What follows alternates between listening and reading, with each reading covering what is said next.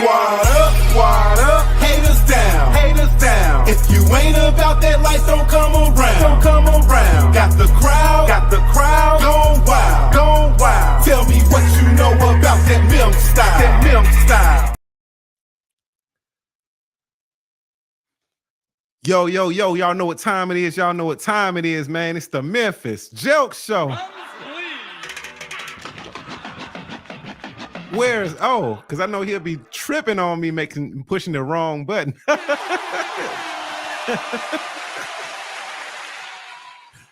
Yo, I pushed the wrong button, man. It's that kind of night. It's been that kind of night, man. How is everybody doing out there, man? I hope everybody out there doing well.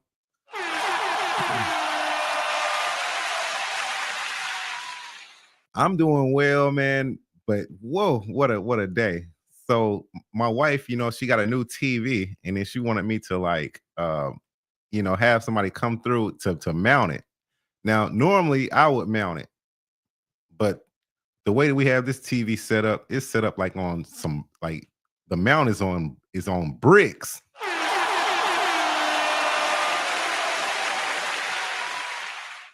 So me trying to take my drill, I don't have no commercial drill.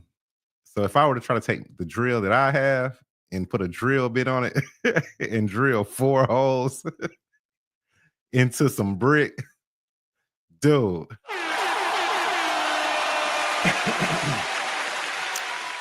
That would not work. It'd be like 2 days before I get like 1 hole drilled. Really though.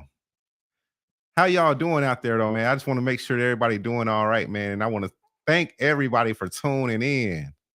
If you on YouTube, you know what I'm saying, you already know what to do. You hit the like, share, and comment. You know what I'm saying? If you on Facebook, like, share, and comment.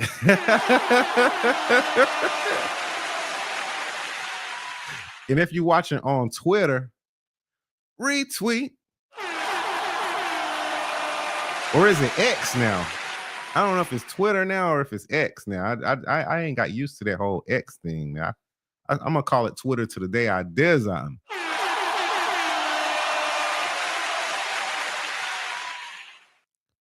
Man, it's been a crazy week, man. Shout out to you know what I'm saying, to everybody out there, man, who've been tuning in. We appreciate it. Everybody who've been buying the Memphis Jelks Show t-shirts on Amazon, man, we truly appreciate it. It helps. It really helps, man, and it shows the support. So y'all like a walking billboard for the show. The show, we for everybody. You know what I'm saying? We're not just for hip hop. We're not just for business owners. We're not just for people trying to get their products out there. We're not trying to sell you anything.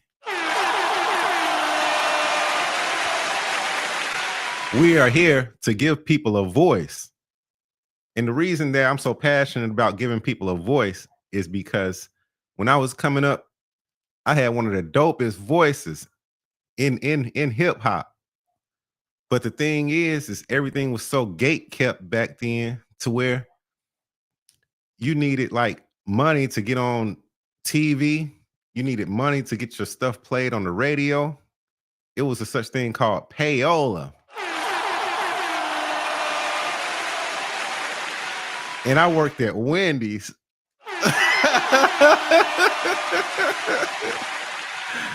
So I don't know if I could afford payola. You know what I'm saying? So I just kept going and kept doing what I had to do, putting out my albums, putting out my mixtapes. It's just on my dime, which wasn't that much.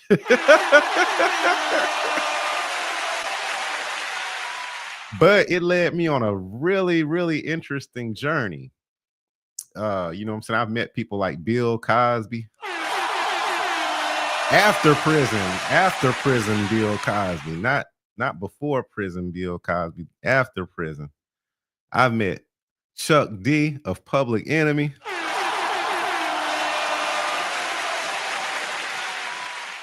I've met Al Capone, the famous rapper from Memphis who wrote "Whoop That Trick." for the movie Hustle and Flow. Hell, I've even met Craig Brewer.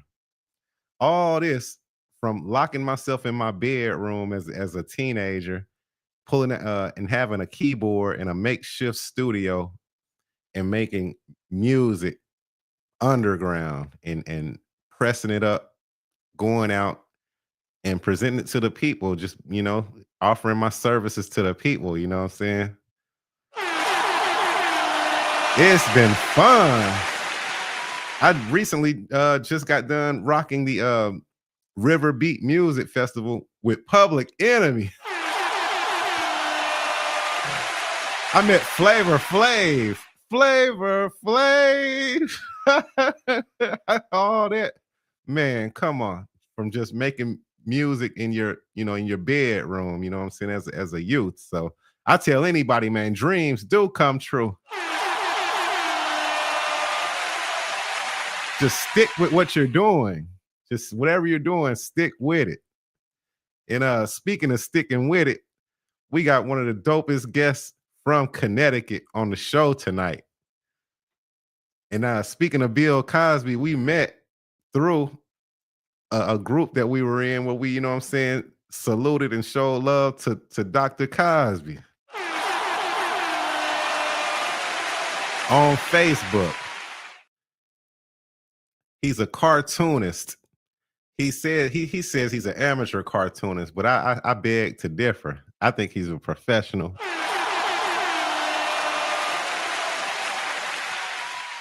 He's also the host of Sunset Cuddy's Six Gun Theater on YouTube. Go to YouTube and subscribe to the channel Sunset Cuddy's Six Gun Theater today. Or should I say tonight? Because tonight we bringing y'all the one, the only. Drums, please. Geno Cuddy is in the building. Geno, what it do? What it do? How are you, Memphis? Doing well tonight. That's down south talk there. What it do? I know you up north. You're in Connecticut. Hey, I rock with things down south. I drink my cheer wine just like everybody else. Yes. Man, Geno, I want to start off the show by just saying thank you, man. Thank you for all the encouraging words that you've given me over the years and stuff, man. Thank you for joining the show. I know you have a busy schedule, and I appreciate you, man, for just being here with us tonight, man. Thank you, brother. Absolutely, anytime.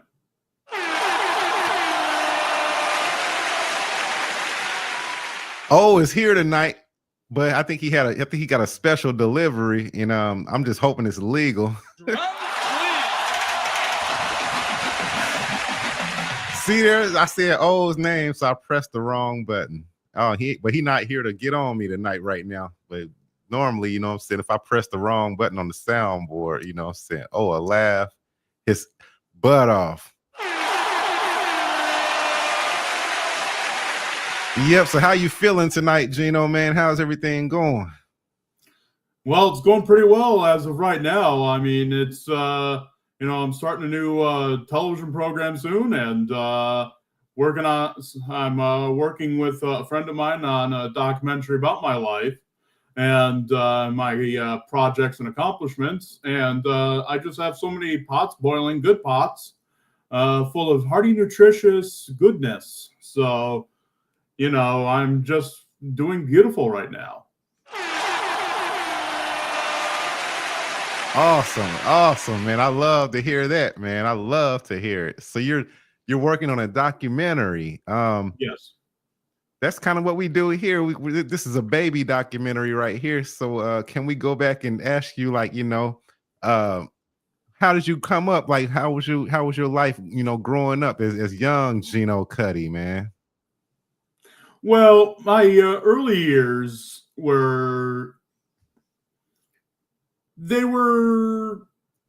okay. I wouldn't say I had the best of childhood. I wouldn't say I had the worst of childhoods. It was right in the middle. I had two loving parents, my mother Cheryl and my father Eugene, and I had a sister Jennifer and everything else. And you know, for the first, I would say, 6 years of my life, everything was normal. Everything was great. I mean, sure, there were some bumps in the road, but everything was pretty good up until my father unfortunately passed away of Oh no. alcoholism in 2002, April 5th, 2002. And from thereafter, there was what I call the snowball effect, where it just seemed like life started to progressively get worse and worse and worse and worse. And it weighed heavily on both myself and my mother. And I don't know how deep you want to get into what I've gone through, but going through the death of a parent, especially so young at 6 years old, was quite traumatizing for me. I still remember to this day when I went up to the casket and I saw my father lying in there, and I was like, "Mom, why is Dad sleeping in here? What's going on? Why are we here?" And she had to explain to me, Geno, this is what death is. This is what that's all about. And for many years after that, I just saw it in my family, like some sort of a father figure, but nobody in my family really wanted to step up to that plate, unfortunately. I asked my uncles, they sort of turned a blind eye to me and didn't want to have anything really to do with me. And so I, turned on the television and tried to seek a father figure there. And I did. I found two great father figures, and I still love and cherish them to this day. And that is Andy Griffith and Bill Cosby. And, regardless of what people have to say about Bill Cosby, man, I mean, people need to remember he was and still is such an influential figure in pop culture, and was such a mainstay of pop culture for so many years. And the man was an institution, and brought laughs and joy to so many people throughout this world. And not only through his television work, his comedy albums and such, but also his philanthropy, which I think gets swept under the rug when you talk about him these days. I mean, I have no less than 4 VHS copies of his 1983 stand-up, Bill Cosby himself. If that's not fandom, I don't know what is. But Yep.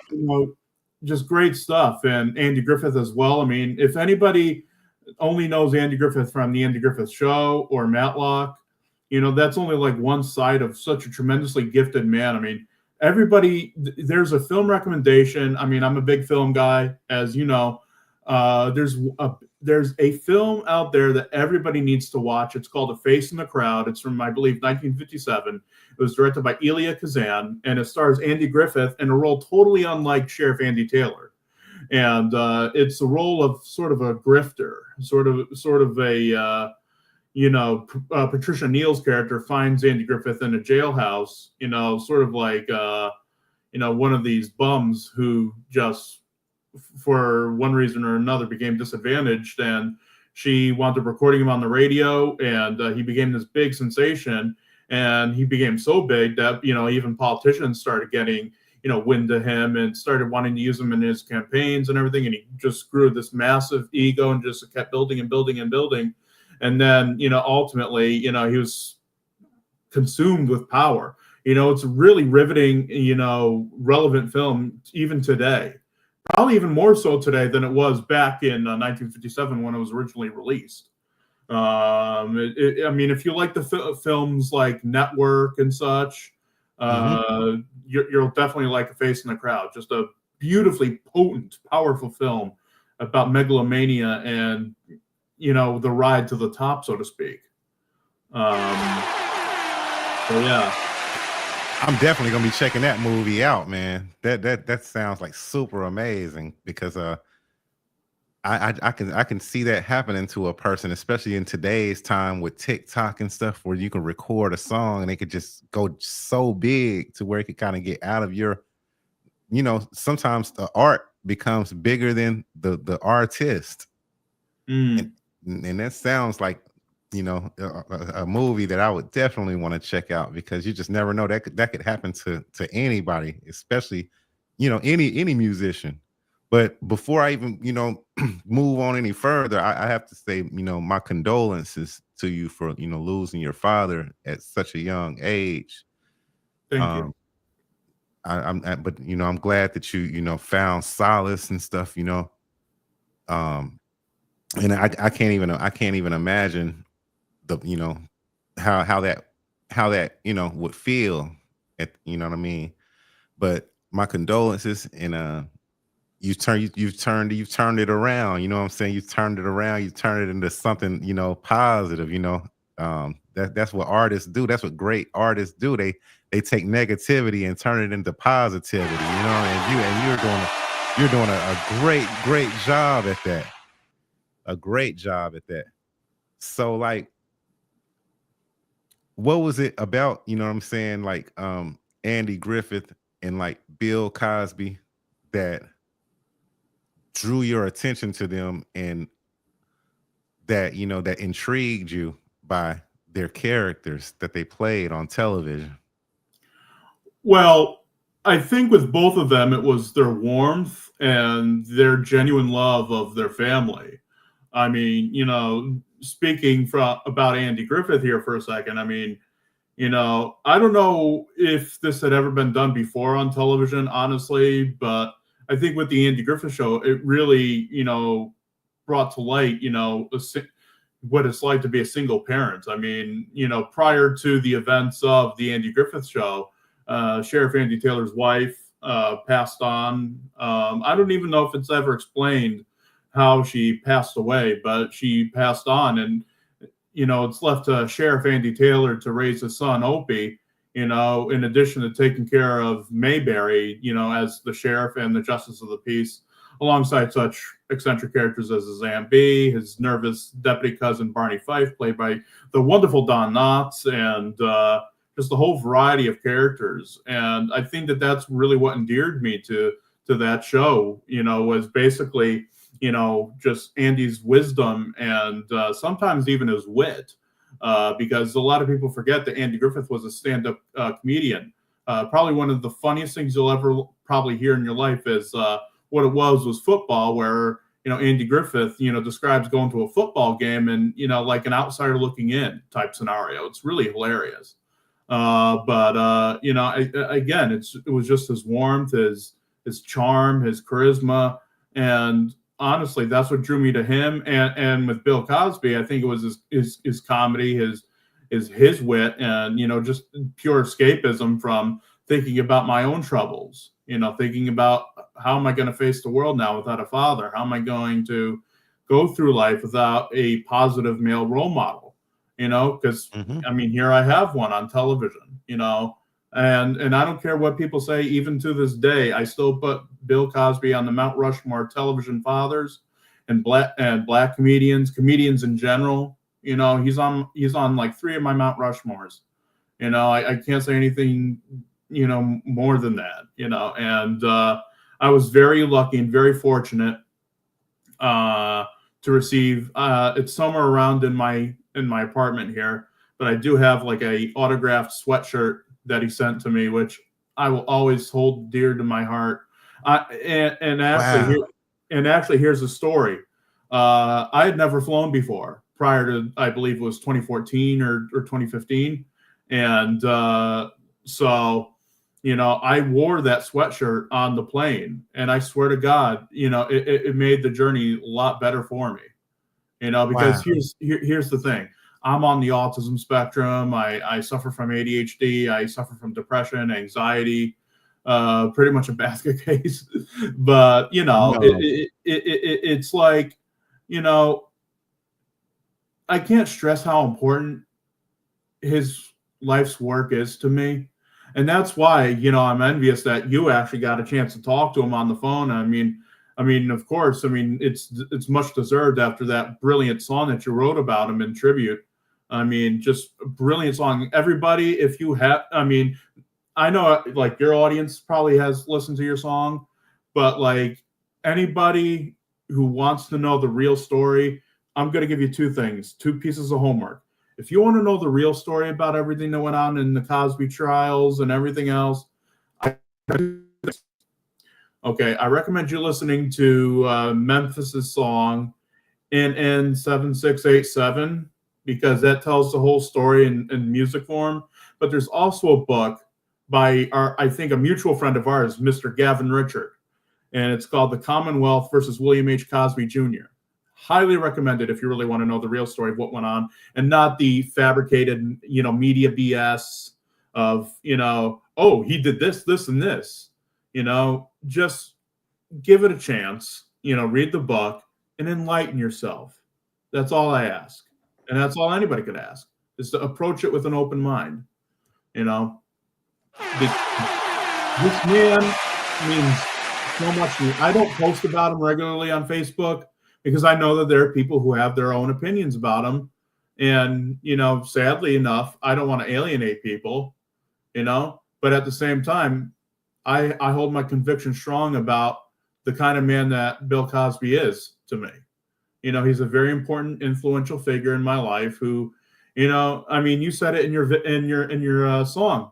Without him, a lot of us would have never went to college and ended up with degrees. Well, I am happy to say that, I am in the fall going to be in my second semester of college, going for video production and such. So, I have to say that was partially due to his influence. I mean, I get it. I'm not a black man or an African-American man, but his work still made such a profound impact on me. And I'm going to even dare say it. If you want to believe the worst about Bill Cosby, you were never a true fan.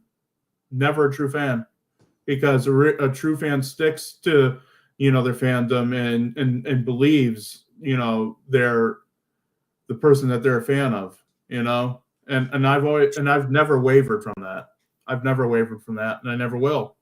And I know that there are people out there who probably have a problem with that, but you don't know my story. You don't know, the shoes that I've had to walk in. You know what I mean? So, I love the man, and I always will. And if he's by chance watches this or whatever, hey, thank you so much, sir, for everything you've ever done for me and so many people throughout your life. You have no idea the profound, tremendous impact that you've had on people. And I want you to know, sir, you're still loved. We still love you, and we always will. And that'll never change.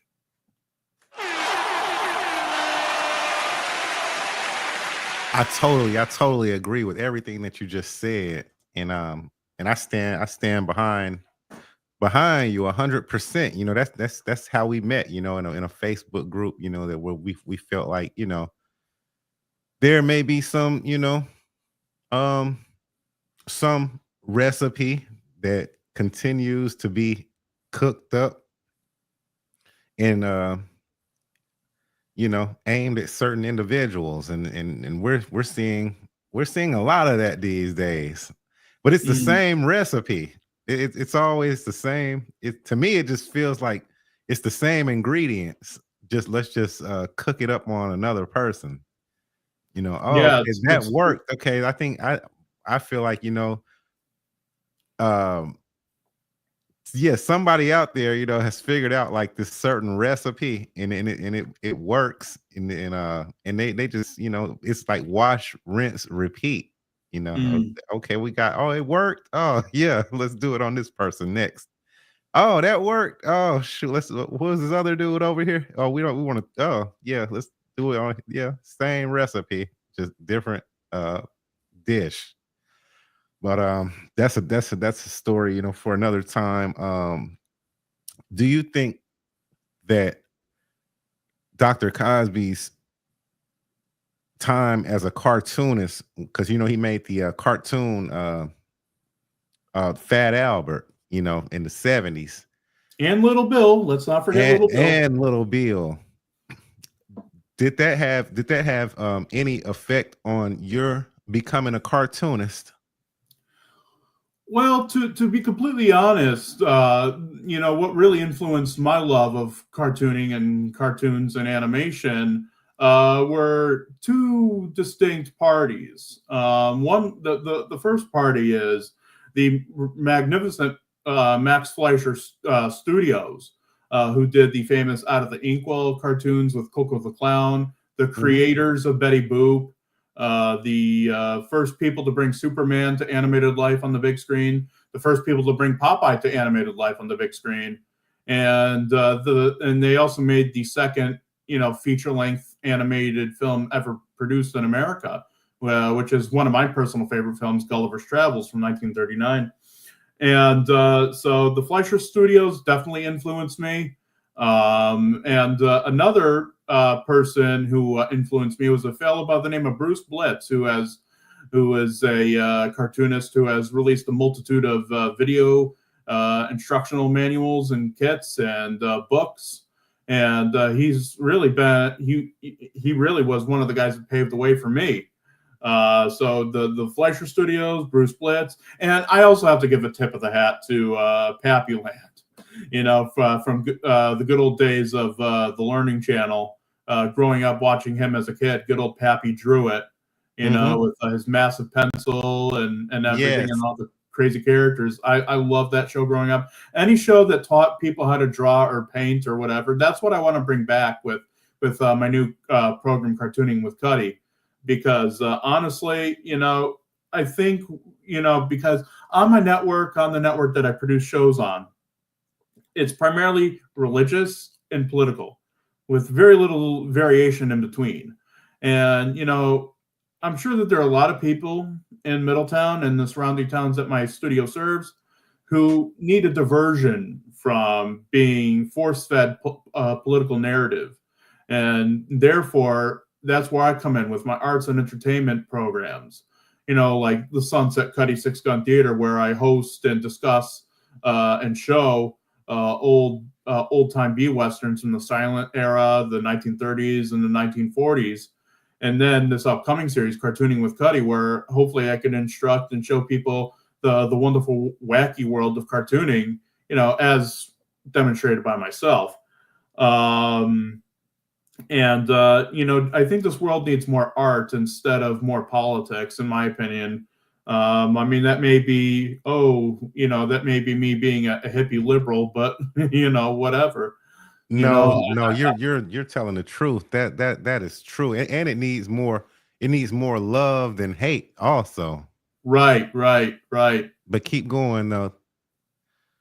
You You were know, saying, I do think that the world needs more art. I do think that the world needs, more love. I just see the whole political divide and just how awful and rotten and mean and cruel people are to each other. And, it's just mind blowing to me how people can sit back and think that such goings on are all right.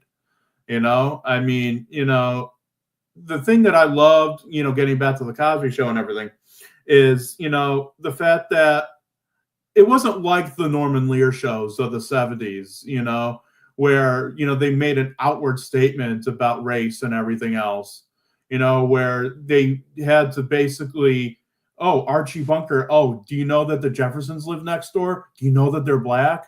Like, we didn't need, I think it was too force fed. That's why I love the Cosby Show so much, because Bill, Cliff Huxtable, had white neighbors, that popped by every now and then, like Wallace Shawn, the beautifully multi-talented Wallace Shawn, of course, probably most famous for playing Vizzini in The Princess Bride.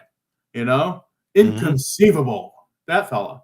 They never made a point to say, oh, by the way, Bill Cosby's neighbor is white. They never felt the need to do that. They were just friends.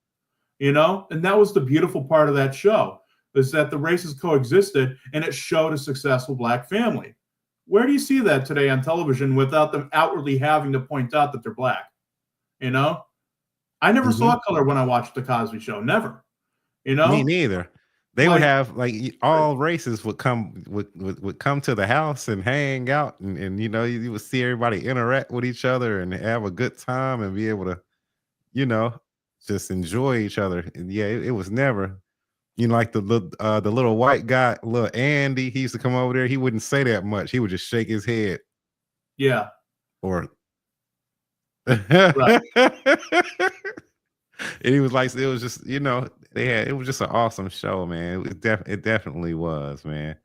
I mean, Uh, I actually, you know, and unfortunately my ADHD curtailed this, one of many projects curtailed, but I was actually going to have a blog, where I basically, wrote some Cosby Show fan fiction, like, some where Cliff Huxtable was walking down the street one night and he saw me, or a character that I wrote into myself, that I wrote into a character, an autistic kid who, was basically rejected by most of his family and everything else, and everything else, and he adopts this, white kid on the spectrum, and, brings him home, and he becomes part of the Huxtable family, mhm. because I think a lot of people wish they were in the Huxtable family. It's like how a lot of people wish they were in the Brady Bunch, everybody wishes that they were Marsha's, brother, and Yeah, everybody wishes that, Robert Reed was their dad, and they had the funny,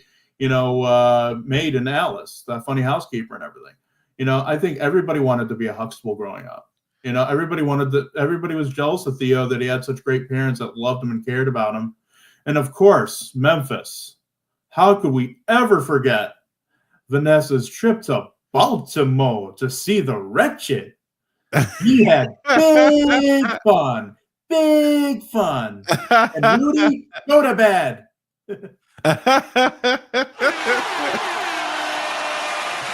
man. Television, man, is powerful. Television, it was very powerful growing up, in our time.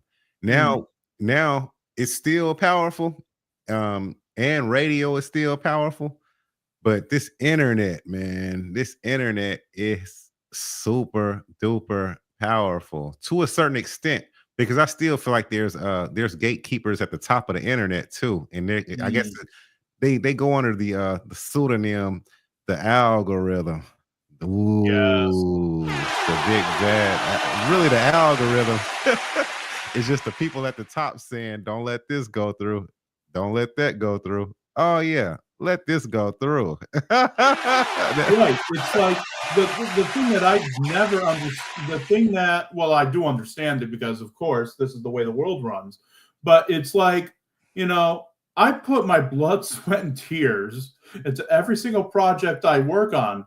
Yet some random girl, like 20, like 25 years old, rips off her top on TikTok, and she gets instant, like, 1K views, and gets $1 million and becomes an overnight sensation. Meanwhile, a guy like me, who's been toiling in the depths of society, Mhm. trying to get his work out there, is only gaining. I mean, I'm appreciative of these views, but only gaining like a meager, like 100 views. I mean, you got to make room for the real artists, and not Yeah, just, the yeah. people who are just there for instant gratification. You know what I mean? Yep. They say, don't go by the numbers, just Mm, keep doing what you do, go by your art, because like what gets numbers today could fall off tomorrow. But then somebody could pick up your work 2 years or 3 years or 10 years from now and say, man, this dude was a genius. And then right. all of a sudden now, yeah, so art, they say the cream always rises to the top. It's gonna find a way to rise to the top Mm, regardless. I was just in the truck the other day riding around, and I heard on the radio about this rock band. Was it the radio or YouTube? I think I was listening to YouTube, but anyway, it was about this rock band. They got together when they were younger and they made a bunch of music, and then they stopped because it wasn't going anywhere. So a person recently, well, I would say in the last year or two, went to a thrift store and found a copy of their album that they had made, in their bedrooms, when they were younger and everything. And the person liked it so much to where they uploaded it to the internet. They uploaded it to, like, to the internet. Anyway, uh long story short, the song, they loaded it to like Spotify or something like that. So then it just like start taking off, like their music just took off on Spotify. So much so to where they ended up now getting back together as a band again, and now they're touring the world, and they're like one of the top selling bands of this year, of this era and stuff. and they, you know what I'm saying, off of music that they made when they were in their teens. Mm. So I say, man, you never know. Like we could make something today, like this podcast, this episode. Who knows? Like 10, 20 years from now, somebody might watch this and be like, man, this is amazing. I'm gonna post it to this or that, and then boom. You all of a sudden, they're calling you they want to interview Geno Cuddy. Everybody wants to interview Geno Cuddy. You know what I mean? Like it's crazy like that, man. So I know you speak of like, autism and stuff like that, man. And that's, to me, I feel like, you know what I'm saying, some of the most influential people, most influential people, they say that, there's a thin line between what is it? Genius and insanity. Mm. Yes. You ever seen that movie, The Rain Man? No, I haven't. Oh, you gotta see that movie, man. I think the guy on there, he was autistic, and then but he could read cards really well. So they would take him to the casino, and then like they would take him. He would play a certain game. I think it was like the blackjack or something like that, whatever that game is. And he could read. He could see the person shuffle the cards, and his mind was just so focused that he could read the cards, and he knew like he knew what card was coming next every time. So he would tell his partner, and then his partner would win every time. And it got to the point to where they were just like, how is this person winning millions and millions and millions of dollars every time he comes here? And it was because of the guy who was the autistic guy. He was focused. He was able to, that was his superpower. You see what I'm saying? His superpower was numbers, and being able to like read numbers real fast. And he could read the cards as a person, when a person shuffle the cards, he's reading, like, you know what I'm saying? So he's a genius at that. I guess what I'm trying to get to is that we're all autistic in a way, depending on like what you choose to focus on the most. You know what I'm saying? Like you could be super successful. Like you don't want your doctor to be your lawyer, you know what I'm saying, in court. You know what I mean? Like he's so focused on being a doctor, he done spent all his time learning this doctor stuff. And then people will say he's smart. Well, that's subjective, because if he was your lawyer, you probably going to jail, because he don't know nothing about that. He spent all his time focusing on this. So we're all geniuses, and you know what I'm saying? I feel like you're a genius. I know you're a genius when it comes to cartoonist, being a cartoonist, being a television personality. You know what I'm saying? Being a film historian. So, you know what I'm saying? Don't ever say like something like, oh, don't try to downplay it, because you focused on what you wanted to focus on, and you got it down packed, and that makes you a genius in those areas of things that you focus on. You know what I'm saying? Me, I focused on music. I understand it like a mug. You don't want me to you don't want to hire me to do some like put your roof on. I'm not gonna. I can't. I'm not good at roofing. Or as you were talking about earlier off show, drilling into some brick. Yeah, or even I can't even drill into brick. I suck at that. But had I spent my life, focusing on drilling in the bricks, then I'd be a genius at drilling in the bricks. So I don't think, I feel like we're all are a little, a bit autistic, because we focus on. I feel like people who are autistic focuses on the things that they want to be focused on, and everything else they say, fuck that shit. Excuse my language. Where's my button? But yeah, man, yeah, we just gotta focus on what we our dream is. Anyway, you're doing a great job of it. So when you started focusing on cartoons, like when did you start learning the craft of making cartoons? Well, I think I really started doing it when because Cartoon Network was in our subscription service, and basic cable, excuse me, and I would just watch the Popeye show almost every night when it was on. Mhm. And I think after watching it for so much, because those wonderful Fleischer cartoons, you watch them and they make you want to draw. John Kricfalusi, another controversial figure, once said in an audio commentary that the best Popeye cartoons and the best Fleischer cartoons make you want to draw. And he's absolutely right about that, by the way, because it's like I would see like Willard Bowski's work on the 1936 cartoon Popeye the Sailor meets Sinbad the Sailor. And I would just see like every wrinkle in Sinbad's face, like every wrinkle in the close-ups and just the color and just the detail in the drawing. And I was like, wow, that is art. And it's like I tried to my best to replicate that. And then I started drawing my own characters and inventing my own world, Mhm. And I mean, that's why I pulled out the easel tonight in case you wanted a demonstration. Okay. Hey, I'm here for it.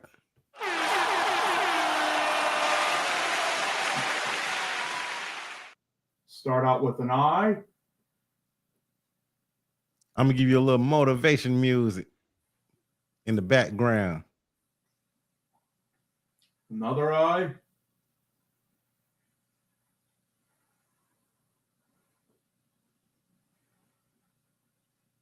Let's give you some lo-fi.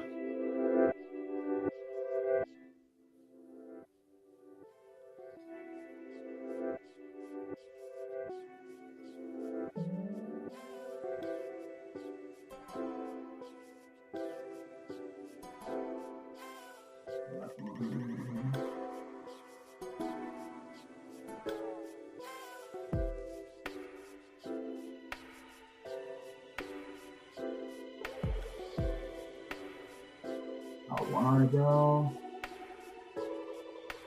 Another eyebrow.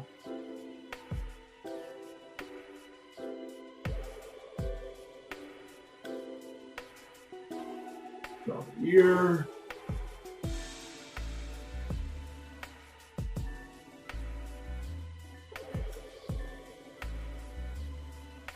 Draw his sailor's cap.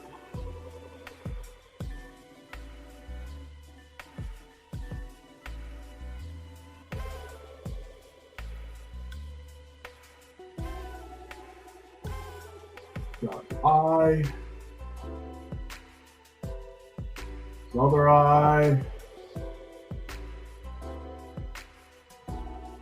And then draw his friend over here.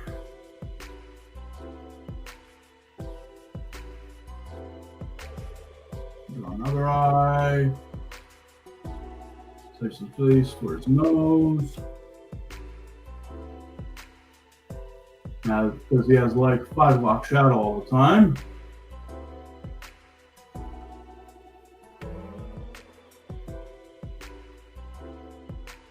Draw his chin. Draw his eyebrows.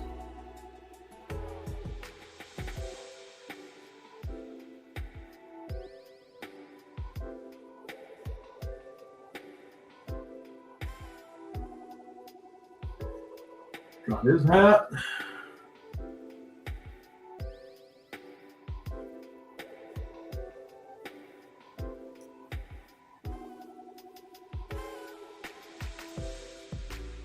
Draw his eyes now.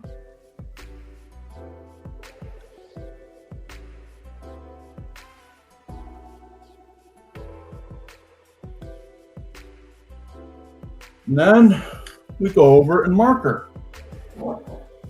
Or pen, or whatever you choose. Wow. I'm using a Faber-Castell Pitt Artist pen brush, black 199B, permanent India ink. Eye.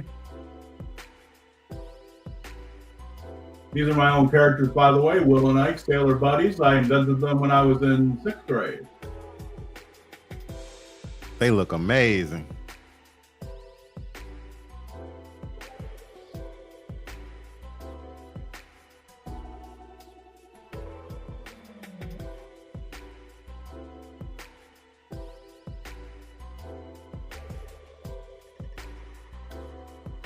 Lines for some detail. His nose.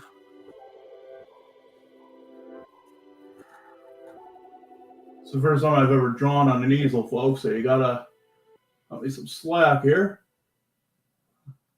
It'll get better as time wears on. And plus,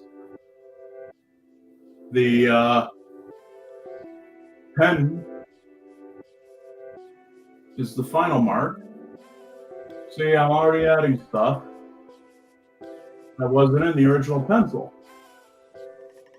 You can still improve on your ideas. See, I'm going to give him a sort of a butt chin here. Just add a little bit more detail.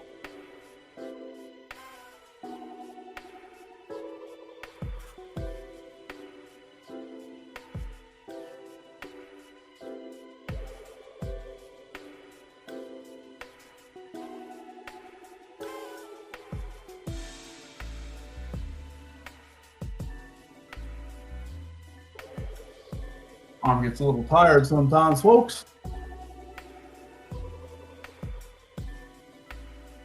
Hope you're enjoying yourselves. Hopefully everybody's doing well and everybody's safe out there.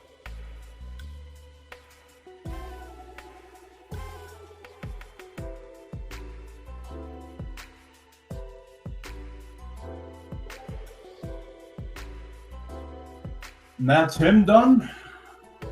Now let's draw his friend Ike.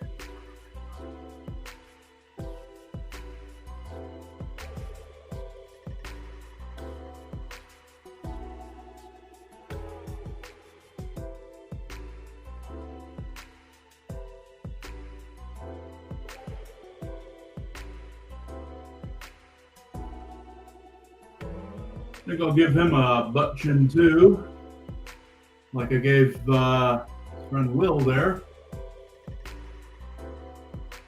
Now for his eyes. Another eye. I always like giving them the pie sliced eyes from the olden days of animation. That's my I favorite. noticed that, and I love those too.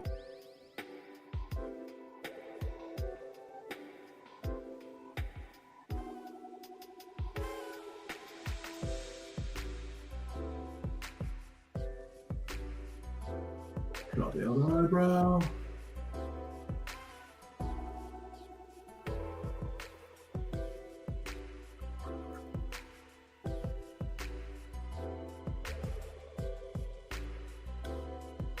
And that's them. I don't know if you're wanting to see that. There they are.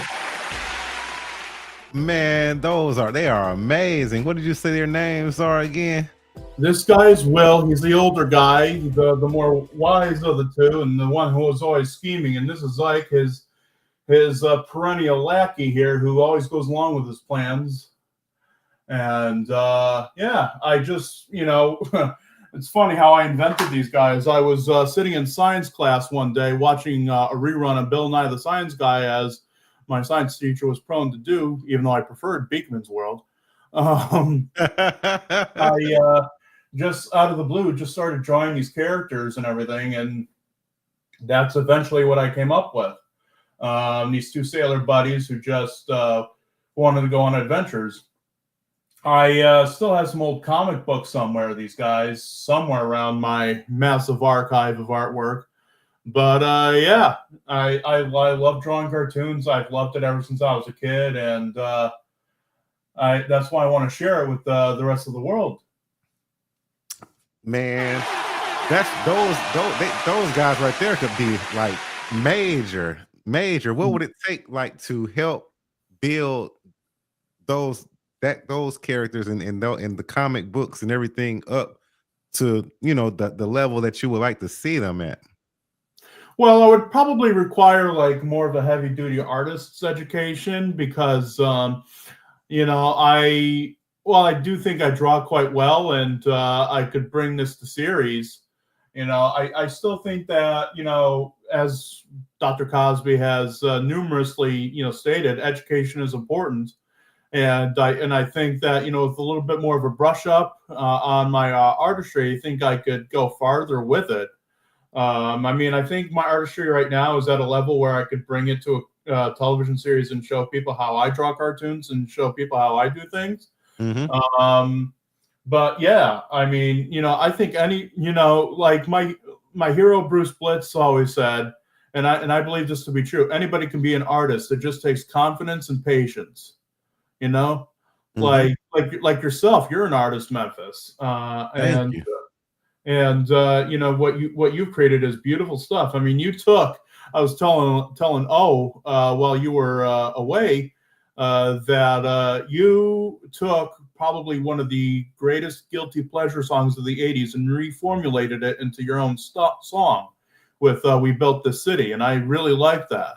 Thank you. Thank you so much. I would love to know what Starship thinks of that. I would love to, get like Grace Slick on the line and be like, hey, what do you think about this? Me too. I would love to like redo it with them, with the real guys. Yeah. That would be awesome. Let's speak it into existence. So if people were to support, I noticed that on Fundraiser that you have support cartooning with Cuddy. Let me see. I'm trying to make it bigger. So if people were to support it more, I believe that you would be able to get a team, like build a team around you. You create the characters, you draw the characters, but then you get the guys, you hire the people to animate them for you. Have you ever thought about that? So everybody out there who watching, please go to Fundraiser to the support cartooning with Cuddy. And then there's multiple ways that you can donate. And he's doing a really good job on there so far. And you see how much he's raised so far. And his dream is huge. His dream is like major. If we were to put enough money, all get together and put enough money behind it, I mean, who knows where he could take it. He could take it and like hire a team around him to like take his cartoons and animate them and give them the full production that they so rightfully deserve. Because y'all just saw him, man. He just drew the characters right there in y'all face like that fast. How many people who can do that? That's amazing. So yeah, I really believe that with the right amount of backing and people, and it's not just financial either. Like if someone wanted to donate their time to helping the animation process and the actors providing the voice actors for the characters and all that kind of stuff and really packaging it up the way that it so rightfully should be. Hey, I can see you making it all the way to the top, Geno. Thank you. Yes. So then we got to get into, man, I know what we're going to do is end up doing a part 2. But for now, we got to go ahead and move to the Sunset Cuddy 6-Gun Theater. One of my favorites. Let us know a little bit about this. Let us know a little bit about the background and why you created Sunset Cuddy 6-Gun Theater. Well, the reason behind the creation of Sunset Cuddy 6-Gun Theater is because since 2017, I've held the fascination with old B-Westerns from the 1930s, 40s, and 50s, and even extending into the silent era back in the 1910s and 1920s. And, I had noticed that, since Sunset Carson, the original Sunset, his television series, Six Gun Heroes, which was on PBS back in the 1980s. I noticed that since then, there really was no centralized television program focusing on this era and this time period of Westerns. And so I've thought, there's a need that needs to be filled. So I decided, that I would, consult my studio and get them on board with, hey, let's show some of these old movies, and I could introduce them and give the backstories and everything else and tell the stories of these people who really led the amazing lives. I mean, if you really think about it, like Roy Rogers, Gene Autry, there was even a black cowboy called Herb Jeffries, the Bronze Buckaroo, as they called him. There were all these guys were the original silver screen superheroes, but way before Superman, Batman, and all these other characters came into the fold. People wanted to go to the theater to see Roy Rogers, dole out some punishment to some villains and get the girl and save the day. You know what I mean? And, I mean, these were real flesh and blood guys and girls. There were also some famous cowgirls like Dorothy Page, the singing cowgirl, who I've featured on my program. And, they, were all these great big screen heroes who wound up writing as fast as they could, doling out, fist fights everywhere, bar fights, and getting a girl at the end of the day. And it all wrapped up in under like 58 minutes of screen time. Wow. I mean, everybody always talks about John Wayne and Audie Murphy and Randolph Scott, and they're great silver screen cowboys. I am not taking anything away from them. But what really made boys and want to grow up to be cowboys was guys like Roy Rogers, was guys like Gene Autry, and Ken Maynard and Hoot Gibson. It's like they were sitting in their neighborhood corner stop theater, with their nickel and saying, hey, a nickel please, to the new Ken Maynard movie. And they saw Ken Maynard ride Tarzan, his horse, across the movie screen. And it's like, hey, I want to be a cowboy when I grow up. And a lot of them became cowboys because of Ken Maynard. A lot of them became cowboys because of Roy Rogers and Gene Autry and Hoot Gibson and Tim McCoy, who I should mention also, and William S. Hart, who's one of my favorites. And they were really like, and it's sad to me that now in the day and age of, big screen action movies and everything, it seems like, everybody always forgets about the cowboys, but they were like, the big screen action stars of their day. Yeah. Before your Jean-Claude Van Dammes, your Charles Bronsons, your Jackie Chans, your Chris Hemsworths, and all these other people who are big screen action stars now. You had Roy Rogers, you had Gene Autry, you had Hopalong Cassidy, who sadly I can't show any of his movies because his films are still under copyright. But you had all these great big screen cowboys who, delighted audiences and were so great with children and such.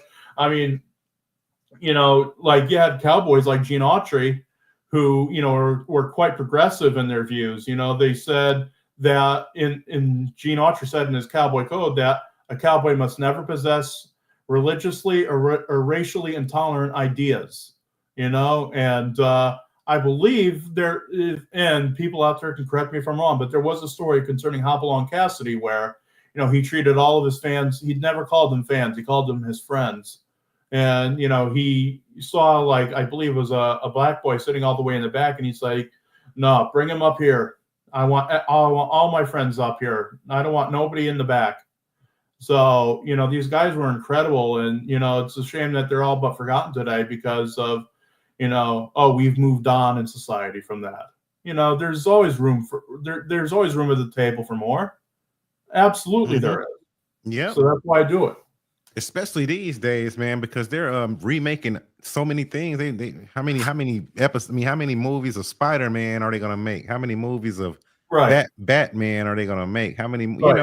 Like they're redoing everything. They do need to start back doing some of these Western movies, redoing with the technology and the cameras and the technology. How everything is gotten now. Like what AI and all this stuff. They could really make some super cool Western movies and bring them up to 2025 standards.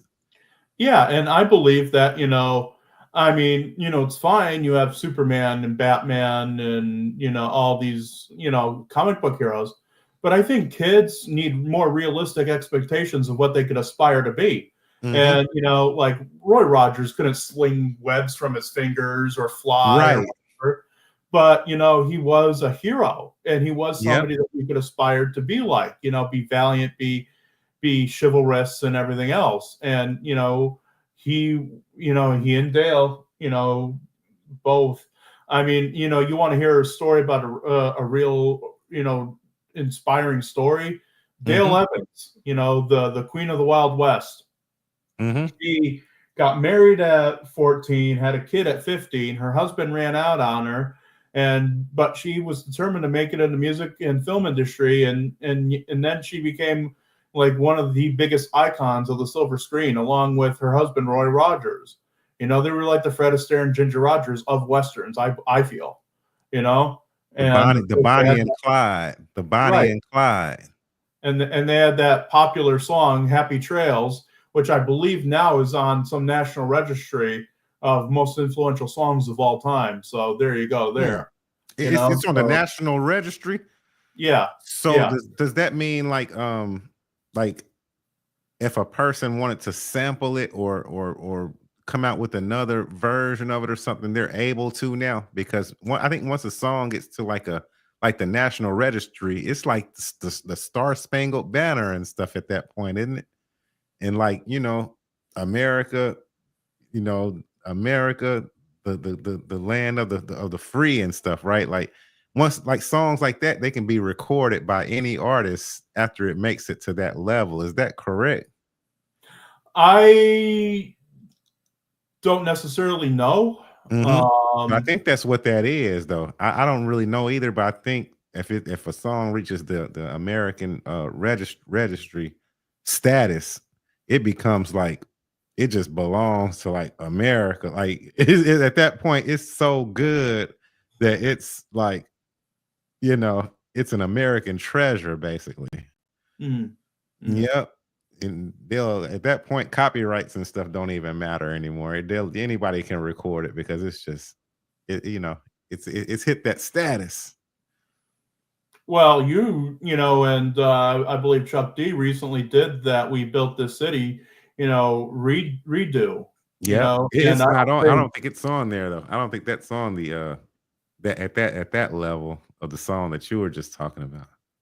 yeah, I mean, I don't foresee any of the members of Starship coming after you. I think Grace Lake is happy where she is, and all the other folks in that band. I don't foresee them having an issue with what you're doing. Actually, I would hope that they would encourage what you're doing, and maybe even try to level you up somehow, because I Yeah. think you're doing Or great do it work. with me. Let's redo it. Do it. Right, Let's redo it together. Yeah. right. Yeah, that would be a blessing. That would definitely be a blessing from God right there. Because I really, you know, I really enjoy that record and I really enjoy that band. And it was against the grain when they came out with it. It came out to negative reviews. Like Mhm. people, the writers and stuff were like, no, this is not it. But the people took to it and said, "No, this is it." The people loved it so much, and they ran out and supported it so much to where like, if you go back and look at the reviews in Rolling Stone and all of those older magazines when that song came out, man, it came out to negative reviews. They they Yeah, they swore that song sucked. and, and, and it's still being put on lists just like that, actually. But Yeah, yeah. I've listened to that song. I've listened to that song, and there are far worse songs that came out during that time period, and there are admittedly far worse songs that are coming out today. To be quite honest with you, I Yep. mean, I love what you're doing. I love what you're Thank doing. you. And I mean, since you're into hip hop and everything, admittedly, it's not my biggest musical interest, but I do like some of it. I mean, Mhm. you know, not a month goes by that I don't listen to Houdini's "One Love." Come You on, know, man. Houdini is all of that, man. yeah, and It, Curtis Blow and yeah. Grandmaster Flash and Melon Ma. what I didn't like was when people were starting to get, give Melly Mel crap for, saying that he could outdo Eminem and stuff. And it's like these people, they don't know the history. They don't know that, he was responsible, that he and Grandmaster Flash were responsible for the message. One of the most important songs of that era. But that's like, people trying to compare Jordan to like Wilt Chamberlain or something, or you know what I'm saying? They're two different eras. I mean, Melly Mel was the king of that time, and Eminem was the king of his time. You can't really compare the two because the times were different. The things that were happening in the world was different. The sound of music was different when they both, you know what I'm saying? Like you can't say who was the best between Michael Jordan and Dr. J, right? Because they never got a chance to play against each other one-on-one because Dr. J was out years and years and years, and just the league was different. They probably had different rules. At some point it wasn't a 3-point line. I mean, yeah, but I definitely feel where you're coming from. Yeah, because they shouldn't hate on Melly Mel for feeling that way because he was the king of his time, and Eminem was the king of his time. But both of them are from totally different times. You know what I'm saying? Right. Yeah. So yeah, Melly Mel was right to feel that way. And Eminem, he was right to feel like, oh no, you can't fuck with me. Excuse my language. But they were both right.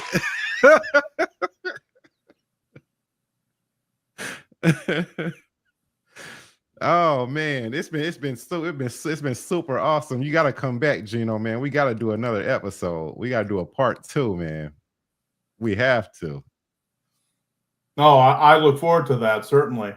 Me too. I definitely look forward to it, man. Y'all make sure y'all go over on YouTube, man, and subscribe to the channel, Sunset Cuddy's Six Gun Theater. It's an awesome channel. It's getting a lot of love, a lot of reviews, a lot of views. And we're just gonna keep it moving, you know what I'm saying? Because hey, anything that I can do to help, anything I can do to help promote you in any kind of way, you know what I'm saying? Just let me know, Geno, man. If I'm willing and able, I got your back. And I tell everybody on here, man, once you come on the Memphis Jelks Show, you family now. So you family, bro. From here on out, like welcome to the family. All right, thank you. So but I gotta ask you a question then. When's the barbecue? Oh, the barbecue! It's gonna be in a couple of months. I'm gonna have to invite you. You definitely got to come get some because Memphis barbecue is world renowned. We're known for our barbecue, so I gotta invite you down, man, to come get some of this good barbecue down here. You already know. I'm serious too. You over there? You think I'm playing? Yo, so this is the part of the show where I let the guests give any shout outs to anybody they want to shout out. And then I'm going to do my shout outs and then we're going to take it to the house. So the guests always get to go first. So you're up, Geno. Well, I just wanted to, thank my mother for having me low those many years ago, and if it wasn't really for her, this program probably wouldn't have happened tonight. For a multitude of reasons. And I want to thank my friends Zane Clark, Mark Chacoma, who's making the documentary about my life. I want to thank just all the people that have supported the Cartooning with Cuddy project. I want to thank Bree Fletcher and Jessica Thompson, who are just wonderful women who run the Comcast studios where I produce my show at. Just anybody and everybody who's been been helpful to me in my life and has helped me elevate to that next level. Just everybody, my friend Pete Crawford, who's a great photographer in Canada, who I think would be interesting to have on your show as well. He's just a great photographer who I don't think has gotten his flowers does wonderful work, and yeah, just everybody who has ever had such a positive impact on my life, just go through my friends list, and every one of those people has touched me somehow. So thank you all, everybody. And I think my friend Nelson Hughes is watching. How you doing there, Nelson? Hope you're doing okay. And Nelson himself has a GoFundMe going on right now for his health concerns. He's having some health issues, people, and I think if we could help Nelson, achieve his goals and get him back on track, I think that would be great as well. And I'll find that link. I'll ask my friend Paul if he could send me the link to that, and I'll put that in the show's group as well, because he's really a great guy. And just all my film friends, Thomas Reeder, who wrote the book on the Neufeld brothers, Sig and Sam, and my friend Rob Stone, Steve Latshaw, Nick Sheehan, Clive Davis, Ben Minot of the Out of the Archive, another great YouTube channel that hasn't gotten its flowers. And of course, I'd like to also thank our wonderful host here, Mr. Memphis Jelks, a wonderful artist who I believe deserves more followers and more of a following because of the great work he's done. He was the only entertainer who was brave enough to stand up for Dr. Cosby and even record a song, because there were a lot of people who cowered in fear and didn't want to support him. He was the only one. He's the only one in the entertainment industry who stood up and said, hey, this guy is being wronged. I'm going to sing my heart out and write my heart out. And he did. And so I got to commend you for that, Memphis. Thank you, bro. Thank you so much, Geno, man. Wow, I don't know if I'm going to be able to come behind that, man. I just want to say thank you so much for taking the time out to join the show.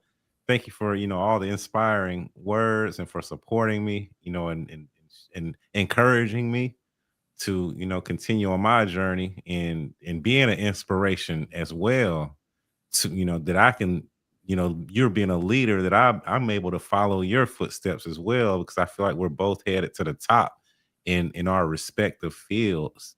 And I just want to say, when you get done with the when y'all get finished with the documentary, please come promote it on the Memphis Jelks Show, please. We want to support it. I'm gonna help you get the word out as much as I can, man. That's what the platform is here for, so that we all can help each other get the word out, because I can't afford payola. But no, you family now, because you've been on the show now. So anytime you want to come back on the show, just reach out to me, let me know, and we're gonna schedule that thing, man. Absolutely. Hey, absolutely. With that being said, I could keep on going, because you one of the dopest guests we done had so far. But I'm gonna have to. Well, you know what? You know how we should end this show? We should end this show by playing NN 7687, and we're gonna shout it. We're gonna shout it out to our good friend Dr. Cosby.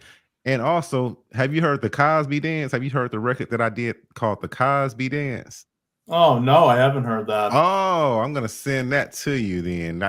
This one was made when they first locked him up, and then when he got out, I made a song called the Cosby Dance. I'm gonna send it to you when we get off here. But we about to ride out. We're gonna ride out to NN 7687 by Memphis Jelks. Thank you, Geno. Man, I appreciate you, man. Love.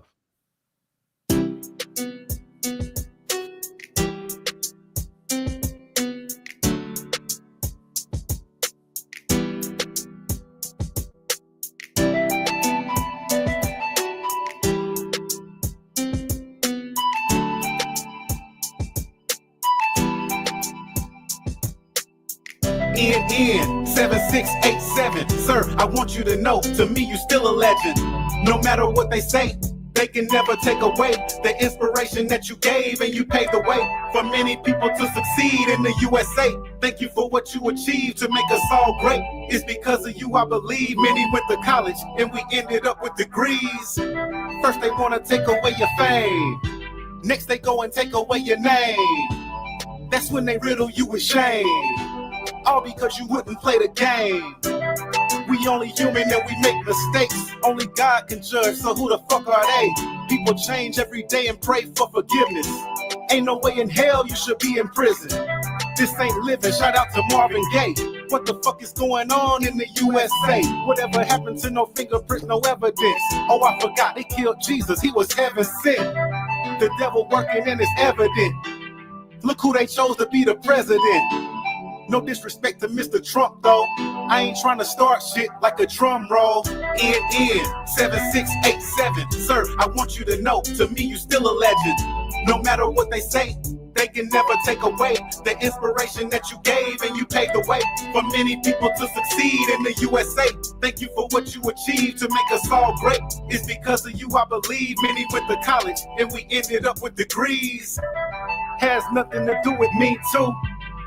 The prosecution was see-through. I'm thinking it was more like NBC. Hell, we don't even own BET. They want to control our image, have the whole world thinking that it is what it isn't. Now they teaching us a lesson by destroying NN 7687. Nobody came to his rescue. He was only trying to bless you. Mad at the way that he addressed you, when everything he said was the best truth. Defamation at its finest. Locked him up at 81, suffering from blindness.